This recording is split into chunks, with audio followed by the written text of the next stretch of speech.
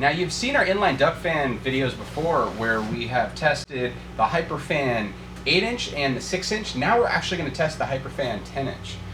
This is actually the MaxFan 10-inch, which was the most powerful inline 10-inch fan thus far. But then now we have the Hyperfan 10-inch, which is a newer mixed flow fan from Sunlight Supply with a built-in speed controller. One of the drawbacks of the MaxFan is that it's actually had some difficulties working on a lot of the speed controllers on the market. You've only really been able to work it on a really expensive speed controller produced by the company themselves. The Hyperfan comes with a speed controller actually out of the box, so it's kind of nice. It gives you full functionality. But the question is, these two mixed flow fans, this being the older, let's just say the standard, and this being the new guy, let's see which one is more powerful. And what we're going to do is what we've done before, where we have both fans pointed outward, so they're blowing this direction. And what we're going to try to see is if one of these dollar bills would get sucked in on one of these fan sides, which will prove that one fan is more powerful than the other. Which fan do you think is going to win the test? The Phresh fan? I think so. This one? The box has a higher CFM rating, so I'm going to have to go with the CFMs. Well, okay, but if you're a guy that's hooked this fan up to a lot of ducting to feel the resistance, to see how powerful it is when you put resistance on it, you know, I imagine a lot of guys watching this video are going to assume the MaxFan is going to overpower. And we have not done this test. This is a live test. This is our initial test. So you will see at home which one is going to be more powerful. Let's go ahead and take a look.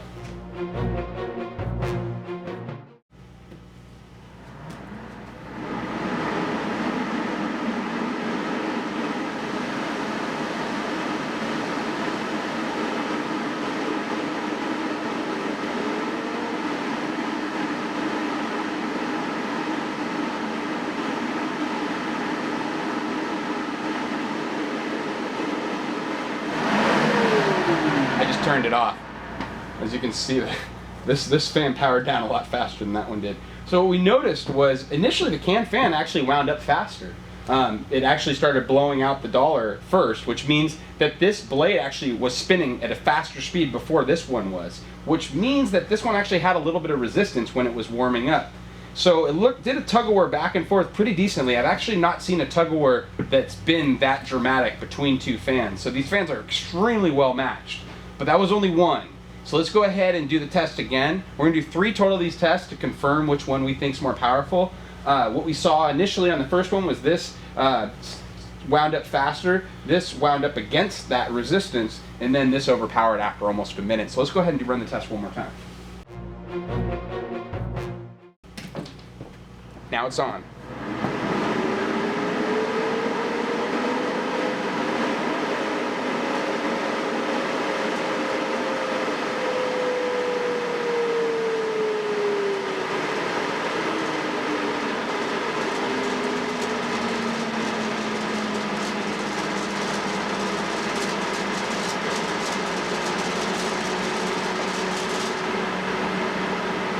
Wow, okay, so far the Phresh has won 2 of the 3 tests, so let's go ahead and run it one more time.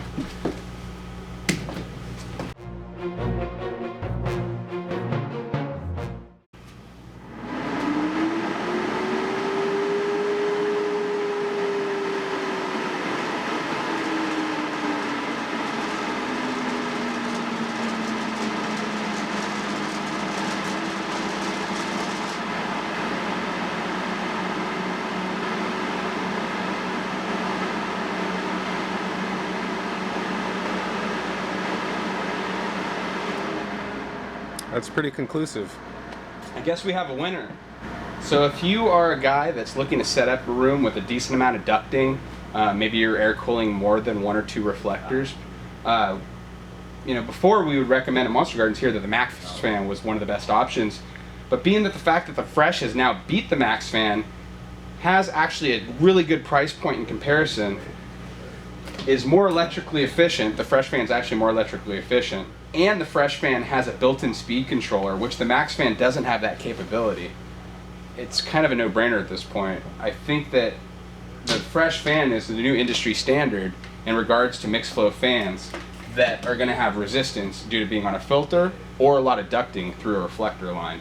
So the Phresh fan you might want to ask yourself some questions. Why is the Phresh fan so energy efficient? It's actually a DC motor that's converted to AC. That's one of the reasons why it gets full dimming capability with this built-in speed controller that the Phresh Hyperfan comes with. The other part about the Phresh Hyperfan that makes it really attractive is that it's because of the DC to AC conversion, it's also very electrically efficient. This is one of the lowest wattage draws of any of the inline fans that we've come across. From the 6 to the 8 to the 10, this is the most energy efficient fan that we have available on the market right now. But also look at the size, it's pretty compact. It's actually about the same size as the Max fan, which the Max fan is a pretty compact 10-inch fan. Length to length, the fan is only 7 3/4 inches wide. The diameter of the fan is about 9 3/4 inches. And the height of the Phresh Hyperfan is roughly about 10 inches tall with the flange included. The Max fan is very similar to the dimensions, but it's just slightly shorter, where it's about 9 3/4, 9.5 inches tall. So they're very close in size. So here's an awesome chart that Phresh has given us to be able to compare with a filter what the resistance is going to be on the Phresh Hyperfan. Now here we have CFM, and here we have our pressure. We have the sizes of filters.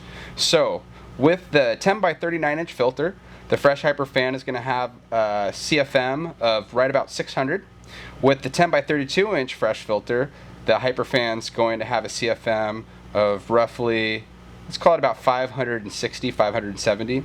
With the 10 by 24 inch Phresh filter, the Hyperfan's going to have a CFM of roughly about 520. And with the 10 by 20 inch Phresh filter, the Phresh Hyperfan is going to have a CFM output about 475 CFM. So it's great that they've given us that chart. Now as you can see here on the full setting, it only runs 2.1 amps, so it's really energy efficient.